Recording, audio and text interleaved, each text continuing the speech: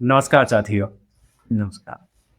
आज हम लोग मिल रहे हैं एक ऐसे शख्स से जो हमारे साथ बैठे हैं। ये गीतकार भी हैं और सोशल इश्यू पर अपनी बात भी रखते हैं। फिर ये जब गीतकार हैं तो लिखते भी हैं, तो नाटककार भी हैं। और इनका जो लिखना होता है और ये जो बात कहते हैं वो हम सबों के लिए कहते हैं। जैसे कि हमारा जो सामाजिक मसला होता है, मुद्दा होता है जिसमें हम भटक रहे होते हैं, लोगों के पास अवेयरनेस नहीं होती और वो कुछ अनजाने में ही गलत चीज़ों को प्रमोट कर रहे होते हैं। तो ऐसे ही एक इन्फ्लुएंसर से हम मिलने जा रहे हैं आज। ये कहीं दूर शहर में नहीं रहते, ये गांव में रहते हैं और कभी इनको शहर जाने की इतनी इच्छा भी नहीं होगी। हालांकि इतना सब कुछ होने के बाद ऐसा लगता है कि हम कहीं और होते, किसी बड़े शहर में होते। तो मेरी जैसे मैं जो अपने आप को अगर मैं कहूँ कि मैं नया हूँ, तो मुझे लगता है मैं शहर में होता तो वहाँ मुझे ज़्यादा सुविधाएं मिलती, मैं वहाँ ज़्यादा चीज़ें कर पाता, ज़्यादा एक्सपोज कर पाता अपने आप को। लेकिन क्योंकि दुनिया अभी फ़ोन में सिमट गया है, सोशल मीडिया का ज़माना है, तो अभी सोशल साइट पर भी एकदम अपनी उपस्थिति दर्ज करा चुके हैं। तो हम ज़्यादा इसको आगे नहीं बढ़ाते हैं और आपको मिलवाते हैं DMD अलगुंदिया से। स्वागत है सर आपका।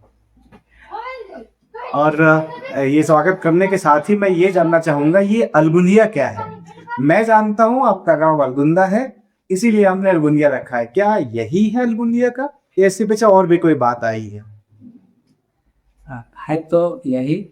इसके पीछे सिर्फ इतनी बात है कि 80 और 90 के दशक में गाँव में पर्व त्योहारों पर नाटक होता था और उस समय लोग अपने नाम के पीछे कुछ कुछ जोड़ना पसंद करते थे। अच्छा, कोई प्रभाकर, कोई पहाड़िया, कोई निराला, कोई चिकचोर। अच्छा, चिकचोर भी है। ऐसा भी है। तो मतलब अपने मन से कि हम लोग कलाकार हैं तो कुछ नाम के पीछे जोड़ दें। हाँ, तो ऐसे में हमें लगा कि मुझे भी कुछ जोड़ना चाहिए, तो क्या जोड़ना चाहिए? अब मुझे लगा कि मुझे अपना गांव का नाम ही जोड़ना चाहिए। दूसरी बात है कि ज़्यादातर जो लोग उर्दू अरबी के लोग होते हैं तो वे लोग जोड़ते हैं। रांची से तो वे रांचवी बोले, और लखनऊ से तो लखनवी बोलते हैं। हाँ, बोलते हैं। तो वही शायर है, फिरोजाबादी है, अकबर इलाहाबादी है, हैदराबादी कोई। तो मुझे लगा कि अगर ऐसा मैं अलगुंदवी जोड़ो तो वो उर्दू लफ्ज हो जाएगा। और मैं खोटा से प्रेम करता हूँ, अच्छा, इसलिए मैं अलगुंदवी ना जोड़ करके अलगुंदिया जोड़ा, जो हमारी मातृभाषा से रिलेटेड है। तो इसीलिए मैंने अपने नाम के साथ में अलगुंदिया जोड़ा है। अच्छा। अब जरा हमको बताइए सर, ये जो काम है आपका, जैसे हम जब छोटे थे तो हम देखते थे कि आप हमारे स्कूल आते थे, छोटी छोटी किताबें होती थी और इसमें आपके पैरोडी वाले गीत होते थे और मुझे लगता है कुछ नए गीत भी होते होंगे, वो आपकी अपनी धुन रहती होगी वो लिखना। और फिर उस समय तो किताबों का ही दौर था, वो तो हमारा सोशल मीडिया तक था नहीं। तो उससे लेकर और फिर अभी ये सोशल मीडिया में जो शिफ्टिंग वाला काम हुआ, इसको आप किस तरह से देख रहे हैं? जैसे मैंने पहले बताया कि जब गांव में नाटक होता है तो कहानी सृजन करने की गलत जो है मन में आता लगा कि लाइन लिख सकता। और मैंने पहली कहानी 1987 में नाटक नाटक। अच्छा, हालांकि वर्तनी की दृष्टि से, स्थलिक की दृष्टि से बहुत गलती है, लेकिन कहानी गढ़ी। हाँ, और उस नाटक को गांव वालों ने, गांव के कलाकार ने किया और तब से मेरा मन लग गया कि मुझे कुछ लिखना चाहिए, कुछ कहानियाँ बनानी चाहिए, कुछ गीत बनाने चाहिए। और इस तरह से कुछ कहानियाँ बनती गई, कुछ गीत बनते गए, तो वहाँ से शुरुआत हुई। और फिर जो किताबों की बात है कि तब तो किताब में है तो वो थोड़ा सा सम्मानित माने जाते थे कि मेरी किताबें छपी, इसलिए मेरे अंदर भी एक जुनून था कि मेरी किताब छपे। हालांकि किताब छपवाना भी आसान बात नहीं, कौन छापे, कौन छापेंगे, कौन पैसा लगाएंगे, कौन पब्लिश करेंगे। तो ऐसे में मैंने सोचा कि मैं क्या करूं, गीत तो मेरे पास ढेर सारे बन गए थे और इसी बीच में 1999-2000 में स्पीड कार्यक्रम आया था, अच्छा। जो सब शिक्षा अभियान तब नाम नहीं था, तब था स्पीड नाम। और उस समय गांव में जो टीम आती थी वो एक पंचायत में 20 टीम टीम ठीक है। 5-6 लोगों 7 लोगों की टीम होती थी, और उन लोगों के पास शिक्षाप्रद गीत होता, हैगे मैया हम दैया ना नामा लिखा दे मैया पढ़े जगोगे, इस तरह इस तरह से हमने बहुत सुना है। हाँ। तब हमको लगा कि मेरे पास शिक्षाप्रद गीत नहीं है, हंसाने के लिए बहुत सारा गीत है, क्योंकि उस समय एक पर्पस था कि लोगों को हम बढ़िया गीत से हंसा दें, साफ सुथरे गीत से। और तब पढ़े पर लेना सीखी, शिक्षाप्रद गीत जब लिखना शुरू किए और मैंने भी सुनाया, वहाँ से लोगों ने कॉपी दी, और स्पीड कार्यक्रम में मेरा बहुत गीत चला, वहाँ से शुरुआत हुई। स्पीड कार्यक्रम का दीवार लेखन वाला भी होता है ना, गुड़ी लोग हाँ, तो याद है मुझे। कंकड़ पत्थर अक्षर होगा, हाँ, जिला साक्षर होगा, हाँ ऐसे साक्षर होगा, गाय बकरी चपती जाए, मुड़िया बेटी प्रति जाए, हाँ। तो इस तरह से उस समय होता था। तो ये एजुकेशन मतलब शिक्षा में शिक्षा पर गीत, शिक्षा पर बचे। और जब 40-50 गीत हमारे पास हो गए, तब हमें लगने लगा कि इसकी किताब बन जाए तो बढ़िया। और कुछ साथियों ने सहयोग किया। अच्छा। और मेरी पहली किताब देशभक्ति और शिक्षाप्रद गीत भाग 1 2002 में छपी। हाँ, मैंने खरीदी थी, मुझे याद नहीं पता वो कितने रुपए की थी, लेकिन मैंने वो खरीदी थी। उसमें 7 रुपये मिली। हाँ, और स्कूल में शायद इसको 5 में या 6 में दिया गया था, 5 है ना। 5। तो अब फिर एक सवाल आता है सर, शिक्षाप्रद गीत में आप मोटिवेट करते हैं बच्चों को कि वो स्कूल जाए और स्कूल जाके पढ़े, स्कूल नहीं जाएंगे तो मिलेगा रूल, ऐसी कोई गीत है आपकी? रूल मतलब डंडा, ठीक है। ये हम जब छोटे थे तब तो हमें कुटाई मिली है, लेकिन अब क्योंकि हमारा जो नई शिक्षा नीति है वो कहती है कि हम बच्चों पर ये जो कठोर पनिशमेंट की बात है वो हम इसको नहीं करेंगे। तो आप अपने गाने को अपडेट कब करेंगे? अब आपके फेसबुक में अभी भी ये गाना दिखता है गाना का कमेंट भी मैंने पढ़ा। अच्छा, आपने कमेंट भी किया था। और हालांकि एक दौर में जब मैंने लिखा था उसको, अब उस तरह के गीत जो है जिसमें पनिशमेंट की बात हो, अच्छा डर की बात हो, वैसा गीत आप नहीं लिखते हैं। और शायद उस समय 2000 के आसपास में कुछ ऐसे भी गीत हमारे थे कि किसी देश पर कुछ लिख देना करना। हाँ, ठीक है, समझ गया। अब जो है कि जो समझ बनी कि हमें अपने संबद्धता को जो है स्पष्ट और आजकल के गीत अब है कि चंगी दुनिया देगा देगी हाथे में लेके सिलेट को, पिन के स्कूल ड्रेस हो के एकदम फ्रेश। हाँ, और स्कूल में सर जी जो है सो इतना बच्चों को चाहते हैं कि हर तक बच्चे भूल जाते हैं मेरे गीतों में आते इस तरह से। हाँ बिल्कुल, ये जो है सो दिखता है नई गीतों। लेकिन गीत अभी तो कम आ रहे हैं आपके, मतलब फेसबुक में आप गीत पोस्ट करते हैं क्या? मुझे तो नहीं दिख रहा है। हाँ, उससे गीत एक दौर में बना। देखिए होता क्या है कि उम्र के साथ में से हम अक्सर कहते हैं कि जब तक जुआ है तब तक जो जुनून है, जो ललक है लिखने की, वो धीरे धीरे कम हो जाता है। जैसे पारिवारिक उलझन बढ़ गए हैं, बच्चे हो गए और कुछ हो गए, तो ऐसे में उतना कुछ याद नहीं रह पाता है।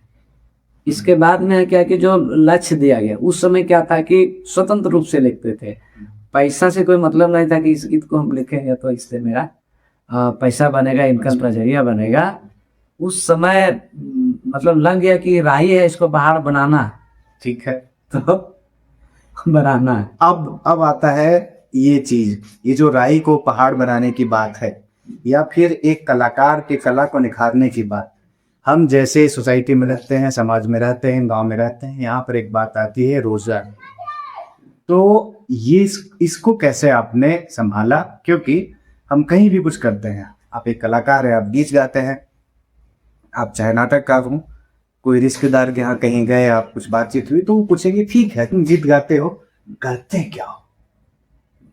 तो इसको इसको कैसे देखा, इसको कैसे, इसको ये तो एक बहुत जरूरी मतलब मसला रहा होगा, मैं समझता हूँ। बिल्कुल। जैसे देखिए, रोजगार के बिना तो कुछ भी कर पाना संभव नहीं। हम्म, रोजगार तो करना ही करना है। और शुरुआती दौर में जब आपने हमारी किताब पढ़ी तो आप ये भी जानते हैं कि हम स्कूल चलाते थे, हाँ ये आदर्श बाल विकास विद्यालय। अच्छा, ये तो वो एक ही स्कूल चलाए थे, इसके बाद भी शायद? इसके बाद भी एक स्कूल है, सारे पब्लिक स्कूल। अच्छा 2015 में अच्छा, वो भी चल रहा है ना? वो स्कूल नहीं चल पाए। अच्छा ठीक है। बाल विकास विद्यालय जो है आदर्श, वो तो अभी भी चल रहा है, अच्छा चल रहा है, हाँ लेकिन वो नहीं चल पाया।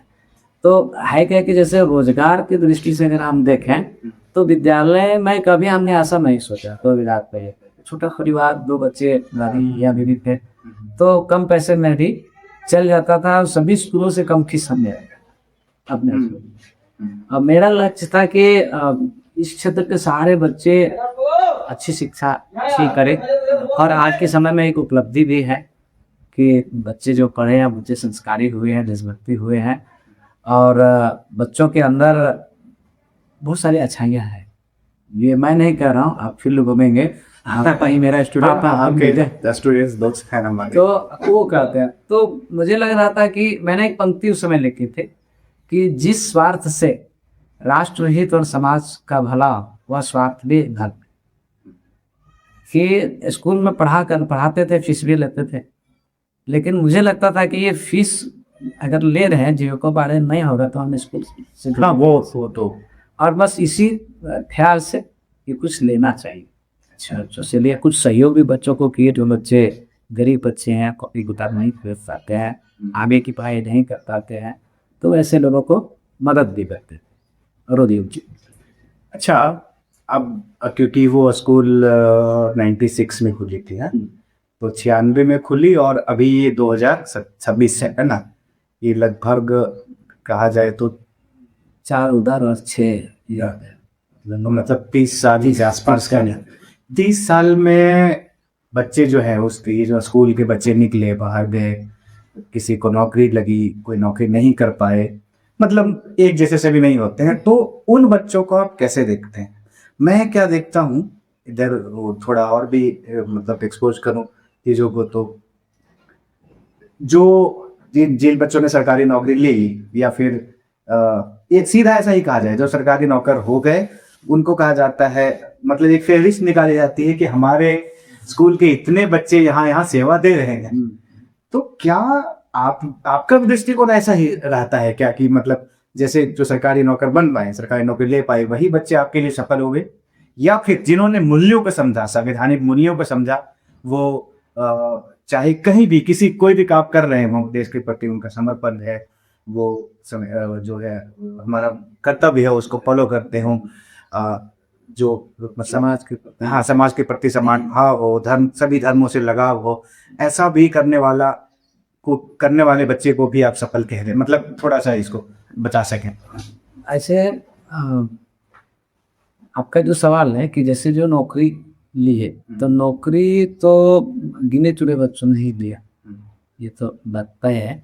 लेकिन जिन बच्चों ने अच्छा काम किया, चाहे जिस क्षेत्र में भी हो, सामाजिक, तो मतलब गांव का वार्ड सदस्य बन गया, या फिर कोई और बढ़िया लाइन पकड़ लिया, कुल मिला करके अगर उनके अंदर बुराई नहीं आई, मैं ऐसे देखता हूँ कि अगर उनके अंदर बुराई नहीं आई तो मैं उन सभी बच्चों को सफल मानता हूँ। पारिवारिक जीवन बिता रहे हैं, खेती बाड़ी से भी जीवन बिता रहे हैं, और अन्य तरह के कोई मिस्त्री का काम कर रहे हैं, कोई कुछ और कर रहे हैं, नहीं मतलब हायर एजुकेशन नहीं ले पाए, तो लेकिन अगर वो सफल है तो उन बच्चों को मैं सफल मानता हूँ। ये उन बच्चों के लिए, वो लड़कों के लिए संदेश होगा एक, जो ये सोच लेते हैं कि मैंने सरकारी नौकरी नहीं ले पाई तो मैं असफल हूं करके, तो एक ये बहुत बड़ा मैसेज है उनके लिए। और एक बात तो और भी उसमें जोड़ देना चाहते हैं कि जैसे शिक्षक बनना, टीचर बनना मैं एक अलग समझता, और गुरु बनना अलग समझता। मतलब दोनों की दृष्टि में इस तरह स्पष्ट करते हैं कि जैसे अगर मैंने विद्यालय खोला है प्राइवेट, और किसी को हम रख लिए, तो उस दिन से उस शिक्षक कहलाने लगे, टीचर कहलाने लगे, सर कहलाने लगे। ठीक है। लेकिन उस विद्यालय से पढ़कर निकलने वाले बच्चे अगर उनको अपना गुरु माने, जैसे एक बच्चे के जीवन में कई गुरु आते हैं। हाँ, एक भी पढ़े हैं ना तो आप प्राइमरी में आपके एक दो होंगे, मिडिल में गए वहाँ 5-10 होंगे, हाई स्कूल से लेकर के कॉलेज तक। और पढ़ाई लिखाई पूरी होने के बाद भी हम सीख रहे होते हैं। बाद में सीख रहे होते तो कई शिक्षक आए, हाँ। फिर उनमें से गुरु सब आपका नहीं बन पाएगा। अगर आपको कह दे कि आपका गुरु कौन है तो कोई एक चेहरा सामने आ जाएगा, सबका नहीं आएगा।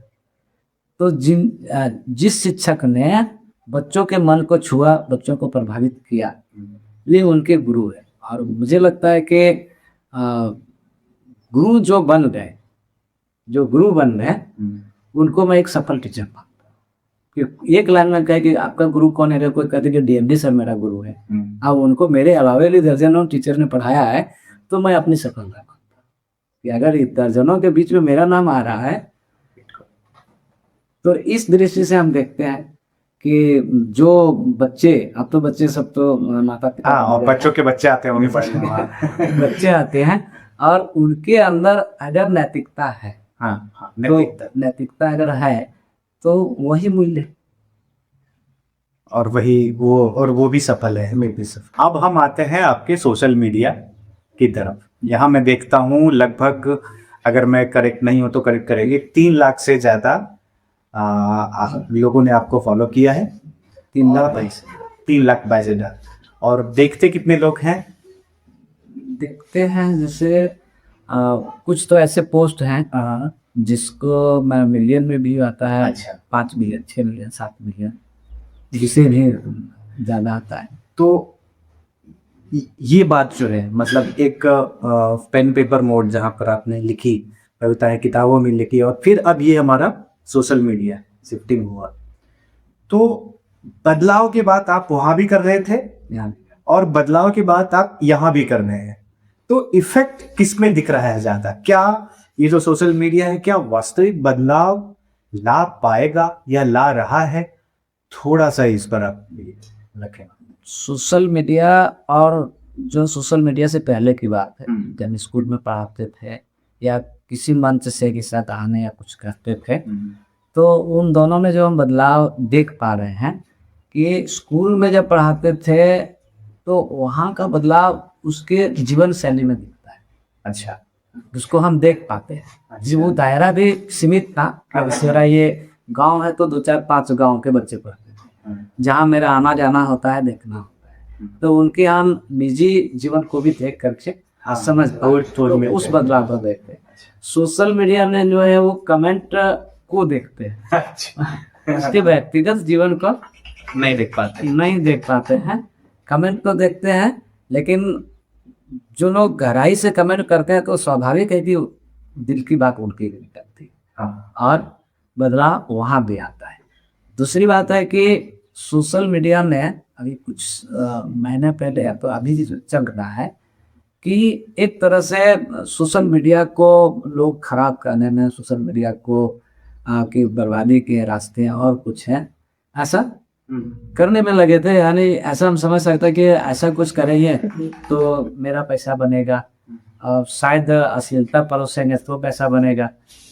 और वैसी स्थिति में हमने सोचा कि मुझे सिर्फ और सिर्फ सामाजिक बदलाव के लिए, कुरीतियों को दूर करने के लिए ही मुझे काम करना है। अगर लोग पसंद करें तब भी ठीक है, नहीं पसंद करें तब भी ठीक है, लेकिन हमें सफलता, लोगों ने हमें काफ़ी सपोर्ट किया है। और आज मेरी पहचान ये बने कि जिस क्षेत्र में जाते वहाँ बहुत गर्व के साथ लोग देखते हैं, लोगों से मिलते हैं, ये अच्छा लगता है, बहुत गर्व से कह पाते हैं कि मैं सोशल मीडिया में हूँ, मुझे आप देखते हैं कि नहीं, जरूर देखिए, ये बात है। और वही जो लोग सोशल मीडिया को गलत तरीके से लिया है, वे अच्छे लोगों के बीच में गर्व से नहीं बोल पाते। हाँ, हो सकता है। तो जमीनी बदलाव जो है उसको सोशल मीडिया से सिर्फ कमेंट को ही रीड कर पाते हैं, कमेंट के माध्यम से ही। और जो मैंने स्कूल में योगदान दिया, समय दिया, उसको मैं देख पा रहा हूँ। हाँ, ये तो सही नहीं, ये बहुत बड़ा अंतर है। हम जब स्कूल में होते हैं तो पेरेंट्स से भी मिल रहे होते हैं, वो बताते हैं पेरेंट्स कि घर में पढ़ता है कि नहीं पढ़ता है, और फिर वो उसका रिफ्लेक्शन स्कूल में दिखता है। अभी है कि कोई आपका बच्चा है कि जो आपका फॉलोअर है वो सूरत में है, फिर आप ये कहाँ तक इसका जाता है, ये रीच कहाँ तक पहुँचा? ये बीच कई देशों में है, हाँ हाँ। कम है लेकिन है। बाकी अगर नज़दीकी करें तो सबसे ज़्यादा दिखाता है देवघर। अच्छा, सबसे ज्यादा देवघर। हाँ, गिरिडीह से भी ज़्यादा देवघर दिखा। अच्छा। देवघर, गिरिडीह, कोडरमा, बोकारो, हैदराबाद, अच्छा, ये सब और ये स्टेट की बात करें तो स्टेट एक तो झारखंड होगा। हाँ, एक झारखंड और स्टेट में तो लगभग स्टेट का नाम आता है। अच्छा। लगभग स्टेट का नाम आता है। और देशों का नाम अगर कहें तो भारत के बाद में सऊदी अरब आता है, ओमान, कतर, मलेशिया, और एक और कोई देश आता है। तो इस तरह से कुछ देशों का नाम लिया आता है। नेपाल, अच्छा, नेपाल भी। हाँ, नेपाल आता है। तो वहां पर तो ऐसा जो खोरठा वाला कंटेंट रहता होगा, मतलब हमारा जो मातृभाषा है उसमें भी ऐसे ही रिच रहते हैं क्या, या फिर हिंदी वाला ज्यादा ये है? वहाँ इसको मैं बहुत नहीं रीड कर पाया हूँ। अच्छा। लेकिन जिस इधर के ही जो लोग होंगे, जैसे एक तो इसका एक भी ये भी कारण है कि पलायन हुआ है हमारा। अगर अगर इसको ऐसे में देखता हूँ, अगर खोरठा कंटेंट को लोग मलेशिया में या फिर जहां भी देख रहे हैं, या अपने देश की बात करें, तो हम समझते हैं कि वहाँ हम झारखंड के लोग जाकर रह रहे हैं, वो काम कर रहे हैं। एक तो ये है, और दूसरा ये है, अगर ये पलायन वाला नहीं है तो एक बड़ी अच्छी बात है कि हरियाणा के लोग खोटा समझ रहे हैं। तो ये दोनों बात है। अंदर है। जैसे अभी मैं उड़ीसा गया था हाल ही में, 21 फरवरी को उड़ीसा गया था। 20 को घर से निकला था, 21 को पहुंचा था। तो वहाँ ग्रामीण चर्चा एक कार्यक्रम था, उसमें भी कुछ फॉलोअर्स हमको आ गए, साथी मिले, और उन्होंने कहा कि आपका वीडियो, अच्छा, बोला कि आपका वीडियो देखते हैं, बहुत अच्छा लगता है। और वहाँ के लोगों ने हमसे खोटा सुना, हमसे समझ नहीं रहते हैं। हमने इसका वीडियो भी बनाया है। बस गाड़ी में जिससे हम लोग आते जाते थे, हम लोग को टाउन में ठहराया गया था, और प्रोग्राम एकदम ग्रामीण हुआ है। तो बस में जब हम चढ़े ना, तो कुछ पीछे चढ़े तो लोगों ने मजाक में कहा कि आप लेट से आए, आपको सुनाना पड़ा। अच्छा। और फिर मैंने सुनाया और लोग खूब ताली बजाए।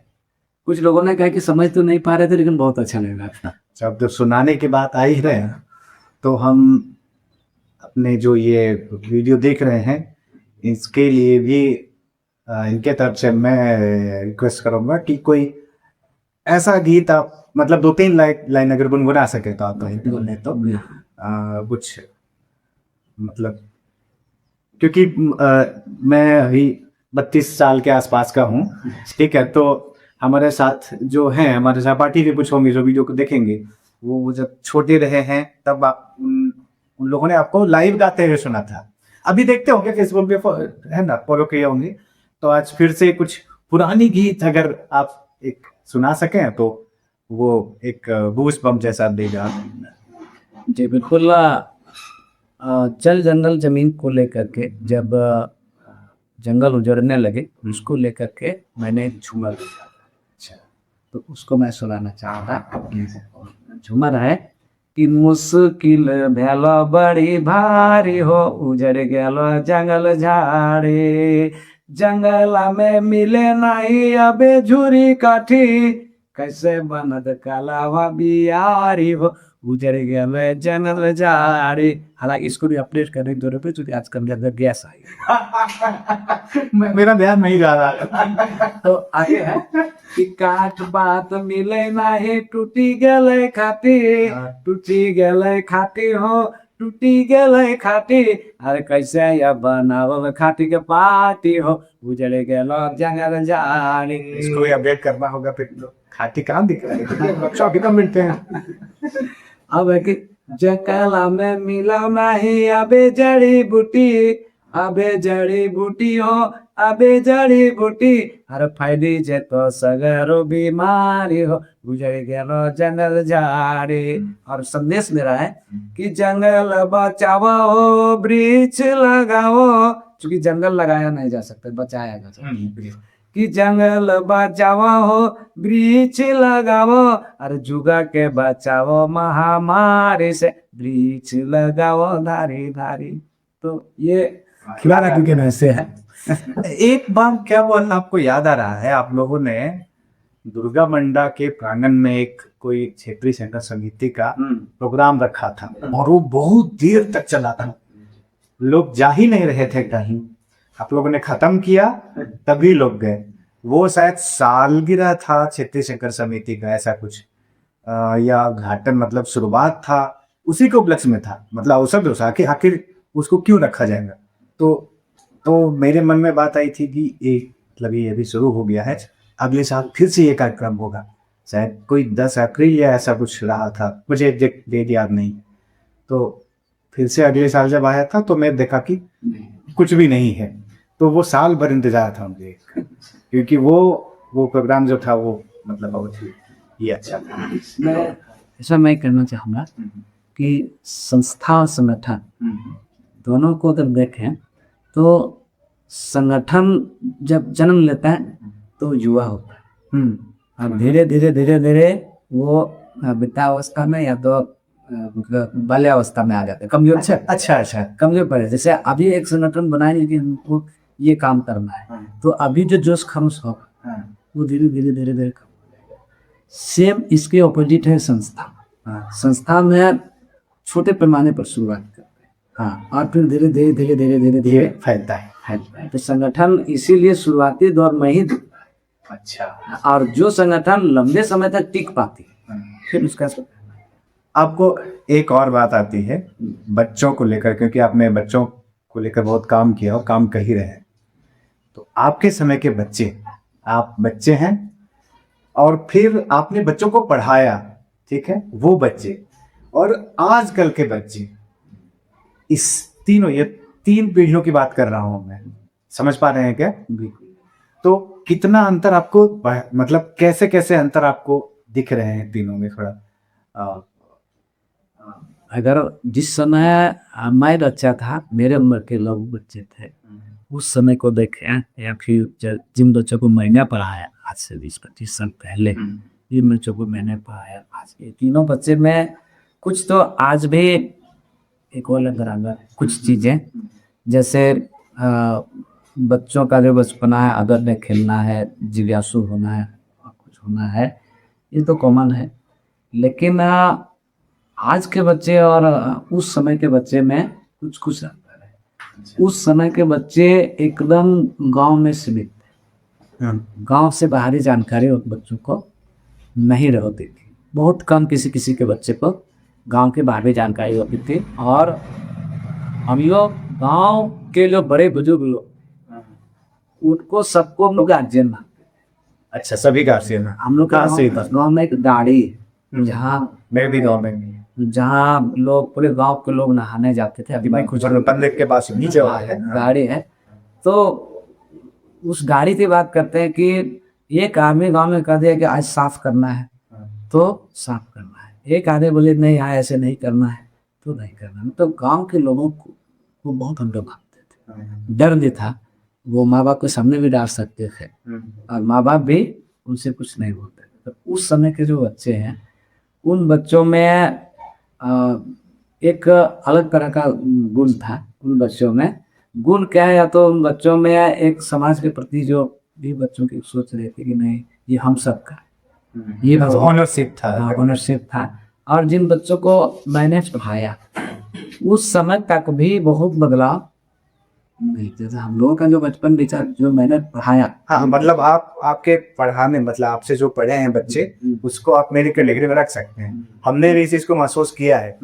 तो वहां तक जो सो बहुत बदलाव है। बदलाव मेरी दृष्टि से है सोशल मीडिया जब से, मतलब बच्चों के हाथ में मोबाइल आया, बच्चों के हाथ में के साथ साथ माँ बाप के हाथ में मोबाइल आया, तब से बच्चों में कुछ अलग बदलाव हुआ है। बच्चों में खेल के प्रति रुचि कम हुई है। और एक जगह बैठ करके बातचीत करने के प्रति में रुचि कम आई है। बच्चे अपने आप में बिजी होने लगे। बच्चे क्या करेंगे, माता पिता भी बिजी होंगे। हाँ, क्योंकि ये फोन सबसे पहले माता पिता के हाथ में आया और फिर बच्चों के हाथ में।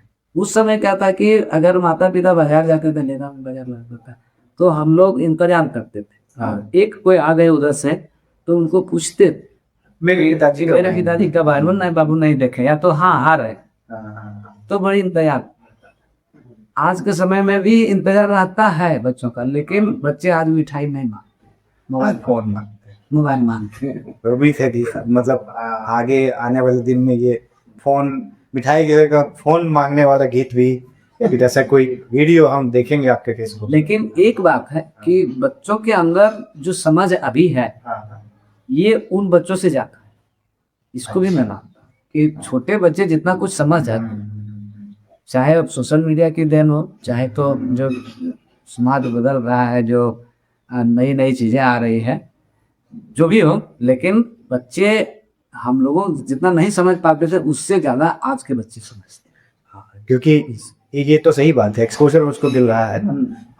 हम क्या देखते थे कि हम अपने गांव में आसपास के लोगों को देखते थे, वही देखते थे, कुछ किताबों में हमने देख ली, और किताबों में देख ली तो प्रैक्टिकली नहीं समझ पाते थे चीजों को। अगर यदि राजधानी की बात हो या फिर कुछ भी बात हो, तो उसको अगर ये करना, हम कहाँ दिल्ली कैसा है हमको पता ही नहीं। एक फोटो में इंडिया गेट का फोटो दिखता था, वही दिल्ली जो तक वही भाई दिल्ली होता था। कभी कोई मुश्किल से मूवी अगर देखी तो वहाँ ही दिल्ली ऐसे करके। तो ये सही बात है, इस बात में मेरी भी सहमति है कि आजकल के बच्चे जो हैं वो हमसे मतलब तेजी से समझते हैं। सब हमने जितनी जल्दी चीजों को ग्रास्प किया, उससे कई गुना तेजी से आज के बच्चे सीख रहे हैं, क्योंकि आपने एजुकेशन में काम किया है। आप जरा सा हम आते हैं एक, पता नहीं ये मुश्किल सवाल है आसान है, आपको एक दिन का शिक्षा मंत्री हम बनाते हैं, आप क्या क्या कर पाएंगे, क्या करना चाहेंगे? ऐसे ये तो बड़ा सवाल है कि शिक्षा मंत्री, लेकिन अगर मुझे उस तरह का अवसर मिले, मंत्री बने नहीं बने, शिक्षा विभाग की बात है, ठीक है। तो हम समझते हैं कि सबसे जो रीढ़ की हड्डी है वो शिक्षा है। शिक्षा तो बेहतर करने के लिए पहली प्राथमिकता तो हमारी ये होगी कि सारे स्कूलों की जांच करके, और शिक्षकों की क्या स्थिति। सारे स्कूलों कहने का मतलब प्राइवेट और सरकारी दोनों की बात कर रहे हैं क्या? मैं फिलहाल सरकारी की बात कर, ठीक है, क्योंकि प्राइवेट स्कूल में आवश्यकतानुसार टीचर रखते हैं, ठीक है। लेकिन मैं सरकारी स्कूल की बात कर रहा हूँ कि सरकारी स्कूलों में जितने पद जितने खाली हैं, उनमें विषयवार कैसे शिक्षक आ पाए, ये हमारी पहली प्राथमिकता। क्योंकि अभी देखते हैं कि गांव में 8वीं तक क्लास है मिडिल स्कूल में, जहाँ कहीं कहीं 2 शिक्षक है, कहीं 1 शिक्षक है, कहीं 3 शिक्षक है।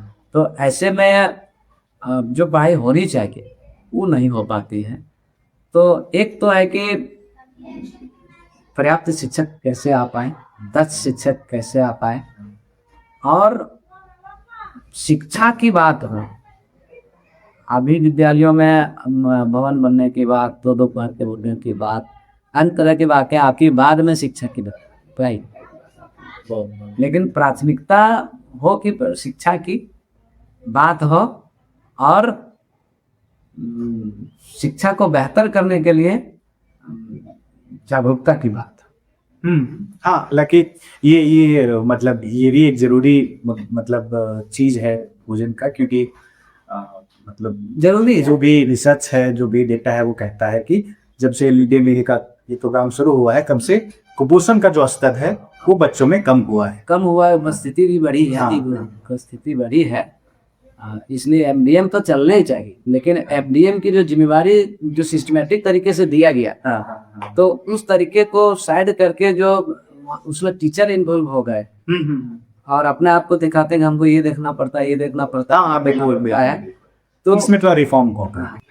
अभी ये जो हमारा देश है या फिर हमारे समाज की बात करें, थोड़ा सा मैं देखता हूँ कि चीजें थोड़ा मतलब बदल रहा है, कहने का मतलब धर्म को लेकर, है ना? तो इसको आप कैसे देखते हैं सर? मतलब किस तरीके से ये बदलाव, पहले भी ऐसा ही था? ये जो हमारा जैसे कहते हैं गंगा जमुनी संस्कृति की बात करते हैं बार बार हम, तो तो ये पहले अच्छा था, अभी अच्छा है, या पहले खराब था अभी बदला, या फिर अभी ठीक नहीं है पहले ठीक था? इस पर थोड़ा सा अगर आप कंफर्टेबल है बोलने के लिए। इसमें तो है या फिर ये जो बदलाव आया है, मैं तो थोड़ा बदलाव देखता हूँ बचपन में और अभी में, मुझे थोड़ा बदलाव देखता है, तो इसको आप कैसे देखते?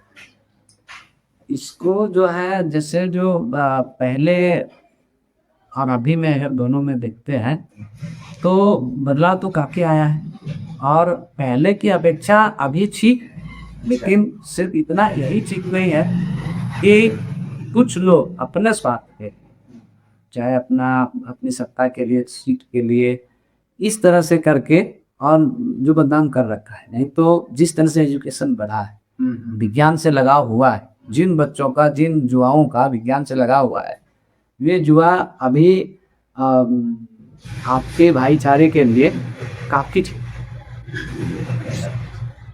आज की पीढ़ी को मानता हूँ कि बहुत चीज़ों में काफ़ी ठीक हो, लेकिन कुछ जो लोग हैं जो खुद नहीं समझ पा रहे हैं कि मैं अपने लिए कर रहा हूँ या क्या कर रहा हूँ, या मुझे रिकॉग्नाइज किया गया है और मैं क्या कर रहा हूँ नहीं कर रहा हूँ, मैं उनकी बात नहीं कर रहा। अच्छा, ठीक है। मैं उनकी बात नहीं कर रहा हूँ, बाकी के जो है अभी की समझ काफ़ी अच्छी। तो मतलब ये तार्किक तरीके से बात रखते हैं, ऐसा कहने हैं। हाँ, ऐसा है। और एक बात है कि अब आज के जो युवा लोग, ऐसे तो मैं शुरुआत से ही कहते आता हूँ कि युवाओं के अंदर स्वस्थ विचार होता है, स्वस्थ ख्याल होता है, शक्ति है। तो आज के जो युवा, मैं उनसे काफ़ी खुश हूँ, युवाओं से इस बात के लिए खुश हूँ कि जो किसी पोस्ट पर तो बहुत सम्मानजनक तरीके से बात करते हैं। अच्छा, ये चीज़ मैंने देखा है कि युवा लोग जितने भी हैं, जिस कुर्सी पर है, जिस पद पर है, उनसे अगर बात करते हैं तो उनका बात करने का तौर तरीका अच्छा है। और वहीं पर जो पुराने युवा, जो पहले युवा थे, उनसे आपका थोड़ा एक्सपीरियंस है, मतलब आपके उम्र के लोग जो हैं वो आपसे अच्छे से बात नहीं कर रहे, मेरे जो अवस्था के लोग हैं वो आपसे अच्छे से बात कर रहे हैं। वो कौन लोग, जैसे कि मेरे उम्र के जो लोग हाँ। और किसी पोस्ट पर, अच्छा, मतलब फिर वैली में चल रहा है, लगा वो आपसे अच्छे से बात नहीं कर रहा।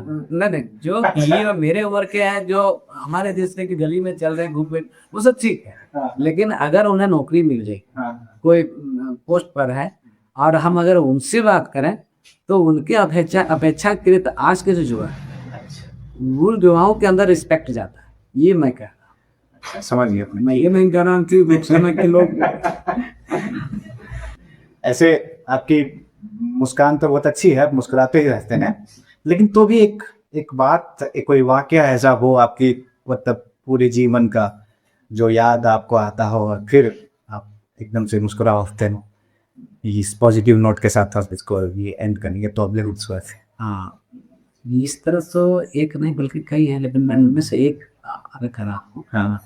कि मेरी शादी जो हुई, मेरी शादी एक स्टोरी, इसी से मैं रखना चाहूँगा शादी के स्टोरी। शादी को, कि मैं दूसरे की शादी में गया। हाँ, ठीक है। दूसरे की शादी में गया था, तो जिस घर में शादी थी उसी घर से सी आनंद के गुदियार को होते हैं। हाँ, उसी आनंद की एक लड़की शादी से कोई रुचि नहीं रखती। अच्छा। आपको, मुझे लगा कि इसी के घर में शादी है और इसको शादी से रुचि क्यों नहीं है, पता कर। ठीक है। और जब पता किए तो पता चला कि ये लोग 5 बहन हैं। अच्छा। और 4 बहन की शादी में सब कुछ बिक गया है। अच्छा। इसकी शादी इधर में रात वाली है, वो अदर स्टेट से बोले आते हैं, और उन लड़का ने अधेड़, हाँ, तो वही लोग ब्याह कर ले गए। अच्छा। तो इस तरह की शादी से इसको कोई रुचि नहीं। और मुझे लगा कि मेरी ज़िंदगी की तलाश यही है कि अगर इसकी ज़िंदगी में खुशियाँ आ जाए तो मैं खुश हो जाऊँगा। और फिर मेरे गांव से कई लोग गए थे, वहाँ चाचा लगते हैं, हम उम्र है उसकी, हाथी सही गाँव है। तो मैंने अपनी बात उनको बताई, उन्होंने उस लड़की को मेरे पिताजी को दिखाए कि देखिए ये लड़की है, देख लीजिए, क्योंकि उस समय मेरी भी शादी की बात चल रही। अच्छा, ठीक है। तो मेरे पिताजी ने कहा ये हमको मत दिखाओ, जो है उसको दिखा अपने, बोला उसको पसंद। अच्छा। तो मेरे पिताजी भी मेरे विचार से अवगत थे। अच्छा। कि वो पैसा कोई लेना देना है नहीं, इनको नाम कमाना है। तो मुझे बुलाकर ये बहुत स्पष्ट पूछा कि तुमको लड़की पसंद है, तो हम भी हिम्मत करके बोल दिया हाँ। क्योंकि मुझे लगा कि अगर हम शादी कर लेंगे तो कम से कम एक का तो भला हो जाएगा। और फिर 1 घंटे के अंदर वही शादी हो गई। मतलब गए थे गए थे बारात, ठीक है, शादी करके चला और फिर शादी करके आप आ गए। मेरे पिताजी ने कहा ये तुम शादी यही कर लो ना, आपका मानना है तो। मेरे बड़े भैया ने विरोध किया कि नहीं ऐसा नहीं होगा, लड़की पसंद है ठीक है, लेकिन घर जाएंगे मरवा चढ़ेंगे, आप जो भी रीति रिवाज से व्यवस्थित ऐसा होने कुछ करेंगे। तो मेरे पिताजी ने कहा कि पर तो इसका जितना दोस्त साथी है कि वही से पढ़ा पाएगा तो इसको 1 कट्ठा खेती बेचना पड़ेगा 2 जमीन। तो फिर ये छोड़ा था। हाँ हाँ तो इसको यही शादी करिए। और 1 घंटे के अंदर शादी में बिना पैसे का 390 रुपये खर्च हुई मेरी शादी में। 300 शादी का खर्च याद है? खर्च याद है? नहीं खर्चा, वो भी कहाँ खर्चा वो भी याद है। कोई पैसा नहीं लिया, कोई नहीं। सिर्फ वहां से डोंगरी कटकर में ससुराल मेरी, वहां से गाड़ी करके जो घर तक आए तो भी भाड़ा नहीं लिया। अच्छा, उसका जो तेल खर्चा है, ये चरपोका गाँव की गाड़ी थी, मतलब पूरी डिजाइन के लड़का लड़की छोड़ दे। तो जब पूरी कहानी सुन लिए कि लोग फ्री कर रहा, तो बोला कि हमको भाड़ा नहीं दे रहा, उधर जाने हाँ सिर्फ तिल भरा। जब वहां से तिल भरवा दी वही पैसा खर्चा हुआ। और आज की शादी के 2 मई को 93 में शादी हुई है, तो 33 साल हो जाएंगे शादी के हमारे। तो लड़ाई झगड़ा नहीं हुआ है। पत्नी मेरे घर में आई तो मीठा लगा के हम लोग का निकाह नामा नहीं होता है, तो उसमें शांति आज के समय में पड़ जाती है, लिख भी लेते हैं। वो एक्टर नहीं है, वीडियो भी देखते हैं हम तो। ग्रुप चला लेती है। तो काफी खुशी मिली थी, बहुत खुशी।